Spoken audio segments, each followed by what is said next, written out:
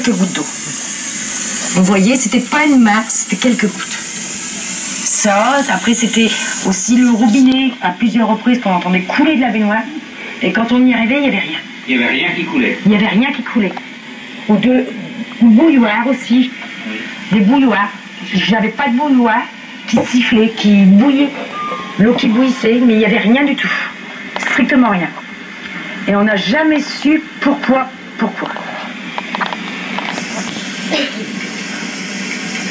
Et donc, on n'a jamais rien compris.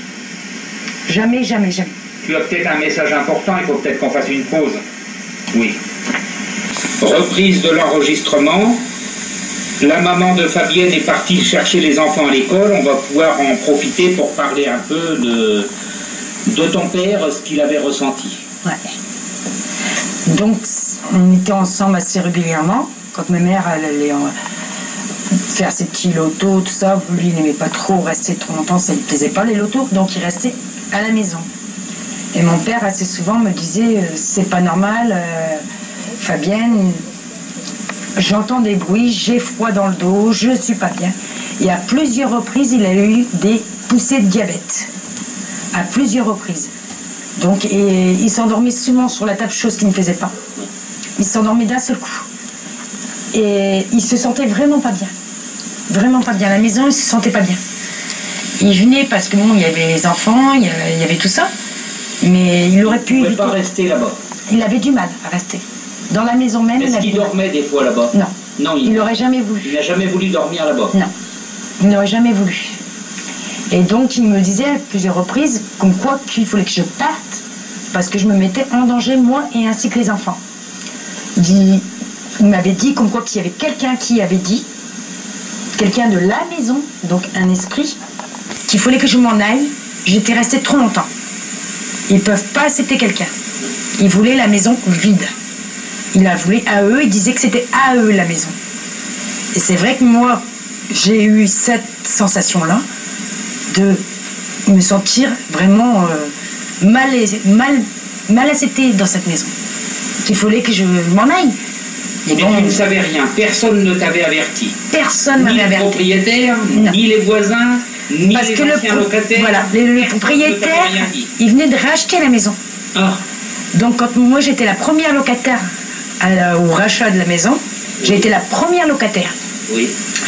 Tout ce que je savais, c'est que les anciens locataires faisaient de la prostitution dans la maison. Oui. Donc c'est tout ce que je savais. C'était un peu une maison close. Voilà, c'était une maison close. Pour les routiers qui passaient sur cette 4 voies. Voilà, c'était une ancienne maison close. Voilà, elle a servi comme maison close. Oui, comme maison close. Sous une enseigne de machin de rencontre. Club de rencontre. Voilà, c'était sous enseigne de club de rencontre. Oui. Mais en fin de compte, c'était une maison close. Le dessous, c'était une maison close. Oui. Et un bar à pute, quoi. Voilà. Donc, c'était impressionnant quand même. Et c'est tout ce qu'il m'avait dit, le propriétaire. Mais à plusieurs reprises, je l'ai interpellé. J'ai dit, c'est bizarre, on dirait qu'on n'est pas seul dans la maison. Il m'a regardé, il a ricané. Ah, il a ricané. Il a ricané. Il a dû dire, elle est folle. Voilà. Et il m'a dit, il fait, c'est normal, t'es avec tes enfants. Et j'ai dit, non, c'est pas possible, il y a quelque chose. Et il m'a dit, n'importe quoi, si tu commences à croire ça, t'es mal barré. Donc lui, il croyait pas du tout. Moi, j'y croyais quand même. Et c'est vrai que j'en suis persuadée, j'en suis même sûre et formelle qu'il y avait bien quelque chose. Des entités. Des entités, voilà. Et l'ombre que j'ai vue dans le miroir dans ma chambre, sur l'armoire, oui. C'est bien une ombre blanche. Une femme. Toi, tu regardais la glace de l'armoire voilà. Et tu as vu derrière toi une ombre. Non, face à moi. Ah, face à toi. Face à moi. Il y avait une ombre, une silhouette de femme, oui. Face à moi. Et cette silhouette, c'était ma grand-mère. Ah, oui. C'était ma grand-mère. Oui. 2 jours avant qu'elle décède. Ah oui. 2 jours avant qu'elle décède.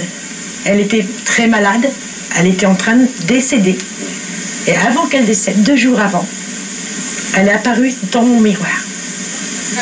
Et elle m'a parlé. Et elle m'a dit, je vais bientôt partir. Il faut pas pleurer. Et elle m'a dit, quitte cette maison. Et après, c'était fini, j'ai plus rien vu. C'était tout noir. C'est les seules paroles que j'ai vues. Et peu de temps avant, il y avait juste les 2 yeux rouges dans le coin du mur. Et la silhouette, c'était ma grand-mère. Qui m'a dit de partir, qu'elle allait partir, elle allait s'éteindre. Donc ça voulait dire qu'elle allait s'éteindre. Et qu'il ne fallait pas pleurer. Bon, chose qui n'était pas efficace, enfin, je ne pouvais pas. Mais tu sentais que si tu étais resté quelques années de plus dans cette maison, il m'aura arrivé des malheurs. Il t'aura arrivé des choses graves. Voilà. Parce qu'à plusieurs reprises, on m'a fait comprendre de partir. On me l'a fait comprendre, on m'a fait subir des trucs quand même. Mon fils, enfin, il y a que mon fils qui est tombé. Oui. Le père qui a eu, donc leur père qui a eu pas mal de soucis, qui est tombé aussi. Moi qui a fait un malaise en sortant du bain avec le petit dans les bras, qui m'ait fait brûler le visage. Oui. J'avais été brûlée au visage, chose qui ne devait pas arriver en retournant de la viande. Donc j'étais en train de faire de la viande et puis j'ai eu tout le visage cramé par de la graisse. Oui. Et donc ça ne devait pas arriver parce qu'il n'y avait pas énormément de graisse pour faire roussir la viande.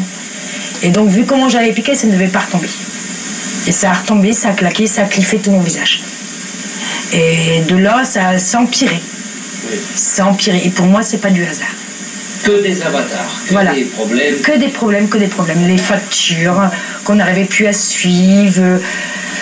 Enfin, les notes des enfants, on me disait à l'école que les enfants étaient trop fatigués, qu'il fallait faire quelque chose, il fallait les coucher plus tôt, qu'ils allaient coucher très tôt, à 8h30. Mais ils n'arrivaient peut-être pas à dormir. Voilà, ils n'arrivaient pas à dormir parce qu'ils étaient réveillés la plupart du temps par les cris.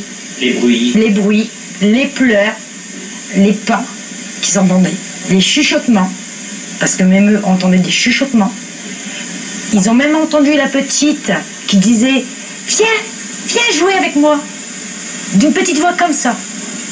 Et quand ils me l'ont dit, moi je savais parce que j'avais entendu. Et je leur disais, dis-leur, allez-vous-en, je veux dormir, je jouerai plus tard, mais pas le soir. Mais ça ne marchait pas. Ça ne marchait pas. Et à plusieurs reprises, par contre, ils m'ont dit, maman, il y a quelqu'un qui me dit, viens jouer avec moi. Je leur avais dit, peut-être imaginez de jouer avec. Parce que du moment, il y avait les jouets qui se baladaient tout seuls dans le palier du haut. Il y avait les jouets des enfants. Il y avait les jouets qui se baladaient, moi, tout seul.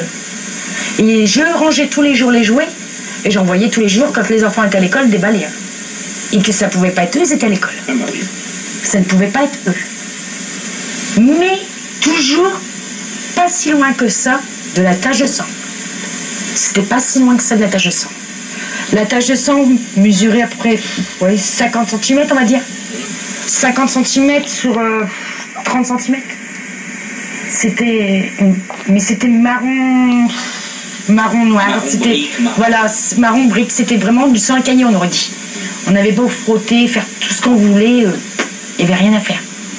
Rien à faire. Ça ne partait pas. Ça partait même pas. Ah, on avait poncé, on avait tout fait. Mais il n'y avait rien qui... Imprégné dans les lames de parquet. Voilà, dans le lame de parquet, c'était imprégné carrément. Mais c'était incroyable. Même l'ouvrier, quand il est venu faire le placo, il était en haut, il redescendait tous les 5 minutes, 5-10 minutes. Je disais toujours, ça va, vous voulez quelque chose? Non, ça va, mais il fait chaud en haut, en plein hiver. Il n'y avait pratiquement pas de chauffage. Le journée, je l'éteignais en haut. Et il disait qu'il avait chaud. Et il ne se sentait pas bien. Dès qu'il était en haut, il se sentait pas bien. Il n'a jamais voulu dire plus. Ah oui. Il se sentait vraiment pas bien. Et moi, c'est vrai que quand je montais, je sentais des froids, comme des appels d'air, des frissons, mais c'était tout. Des chuchotements le soir, bien sûr, mais c'est tout. Il n'y avait pas... Et j'arrivais à vivre avec, mais avec la peur. Avec la peur quand même. Bon, tu nous as raconté une bien belle histoire là, mais terrifiante. Hein. Dur à vivre surtout. C'était très difficile à vivre. Ouais, très dur. Et puis la peur pour les enfants. On te remercie quand même d'avoir voulu en parler parce que de rien. Ça va nous permettre d'avancer, j'espère. D'avancer dans nos recherches et puis de communiquer ça aux gens qui connaissent le problème. Ouais, voilà. Puis au moins d'être content d'être cru, d'être entendu, parce que on ne peut pas en parler à tout le monde. Non, on ne peut pas en parler à tout le monde, on a trop peur de passer pour des illuminés. Voilà, on a peur. C'est comme moi, mes phénomènes ovnis, j'en parle pas à tout le monde parce qu'on nous prend pour des illuminés. Voilà. Mais ça, tout ça, c'est vrai que même moi, j'y crois, parce que il y a beaucoup de trucs quand même qui se passent. Mais on a un président au réseau des orbes vraiment qui fait la recherche pour toutes ces choses-là. Et... Oui, voilà. Mais c'est sûr qu'il y a quelque chose. Voilà. On avance dans les recherches.